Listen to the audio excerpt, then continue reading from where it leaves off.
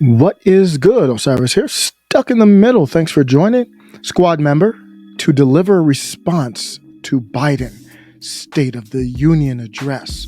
Michigan Representative Rashida Tlaib is going to give the speech on behalf of the left-wing group Working Families Party. I'm going to read some of this article, then give you my takeaway on how we need to push the squad and any member of Congress in this direction. A member of the Liberal Squad is delivering a formal response to President Joe Biden's State of the Union. In the speech, she's expected to hammer moderate Democrats who have stymied Biden's social spending and climate change package. But she's going to praise Biden's stimulus bill. She's going to make the case that liberals have pushed aggressively for his agenda. So she's actually arguing in favor of Joe Biden. Some people were looking at this like, whoa, she's going to do a response against Joe Biden. No. That's not what she's doing. You will probably see that on the GOP side. That is typical. After the State of the Union address, the other party will do their rebuttal. This is not what that is. This is just more pressure on those people that they're blaming for the failures of Joe Biden. This is actually covering for the squad. I'm going to show you why it's covering for the squad. The speech will put on display deep rifts in the Democratic Party. Somewhat true, but not with Joe Biden, though.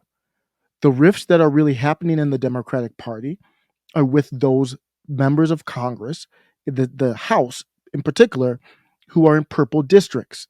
Like, for example, Lauren Underwood. She's not saying it out loud, but I'm just using her as an example as someone she's in Illinois, in a purple district, and all this defund the police and all the stuff that they feel plays well in their squad districts are hurting the moderates.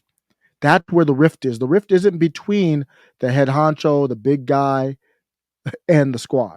They're lockstep with the establishment. It's the minions, it's the lower level moderates, not even Joe Manchin. Joe Manchin doesn't care about the squad or Kirsten Sinema. Those are the people the squad are going to call out, the same names over and over. Those names just represent a lot of people in D.C. And since those names are going to stand up and block a lot of the legislation in the Senate that needs to be blocked, the other people who agree with them are just going to fall back, even do fake votes in favor of it to keep cover.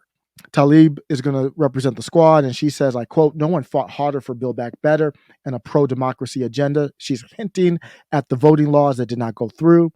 So what she's doing is providing cover for the establishment at the highest level, Joe Biden, Nancy Pelosi, and themselves. Who's left?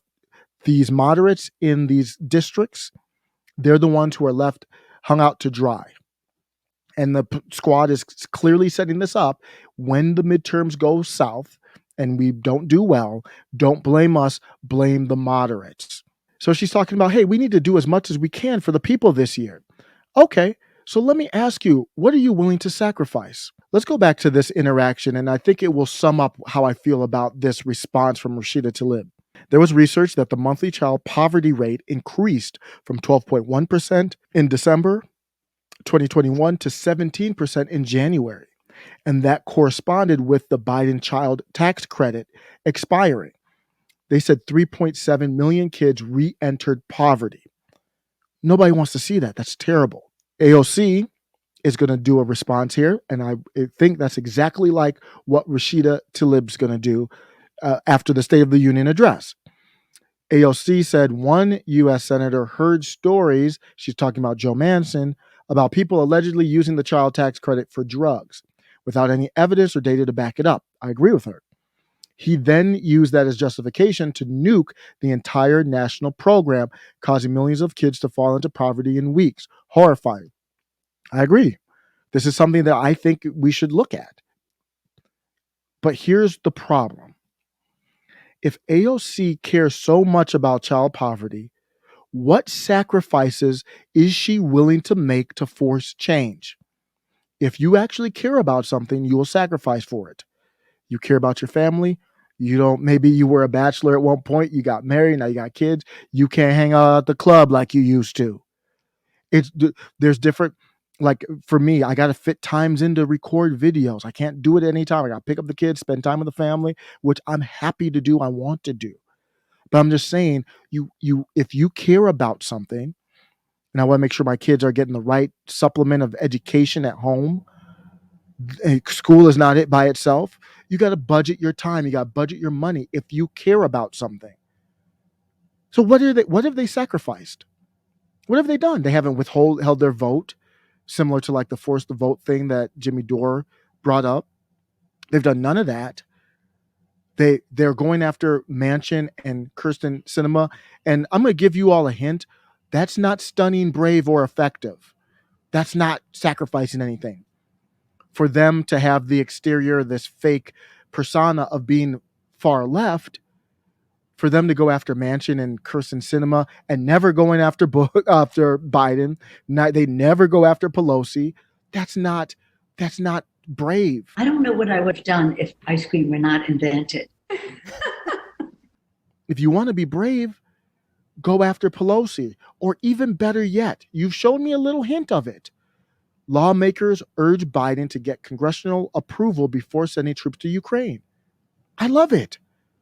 This is a bipartisan group that sent a letter that's lame. I know. Sending a letter to the president is just damn lame. It's just, especially when you have legislative power, but it's a start. They got together. You had reps on this letter from AOC to Matt Gaetz. They clearly have this beef of the insurrectionists and all that other stuff, but they signed a letter together. That's the populist left and right working together. I know it's lame, it's a letter, but it's a start. If you really care about the Biden child tax credit that expired, then let me see you sacrifice, build a coalition, reach across the aisle. You know what? The only problem the populist left would have with this is spending. So work something out where we agree on, not raising the debt limit so high or something like that. I'm not going to do your damn job for you. You figure it out. But if you can make it fiscally responsible to Marjorie Taylor Greene, stop calling her racist, and Marjorie Taylor Greene stop labeling them as communists. They're not communists. They're establishment. Now, I know they're falling victim to the Communist China Party, so I might be splitting hairs. But for whatever, stop the name calling for a second and work together. You, populist left, you give us this fiscal responsibility. Maybe the net overall is actually less spending because Marjorie Taylor Greene on the populist right is very much into balancing the budget. And she might say, cool, I'm cool with the tax, the child tax credit coming back. Because that's not a race thing. That's not a white or black thing. That's a class thing. And Marjorie Taylor Greene, I think, I could be wrong, but in my opinion, I think she's authentic in wanting to do what's right for common working class people and common people, regardless of color. Let's team up. I don't want to see speeches from you, Rashida Tlaib. I don't need to see you deliver any response to this unless the response is to challenge your own party, your own people, and to challenge the populist right. Let's drop the name calling.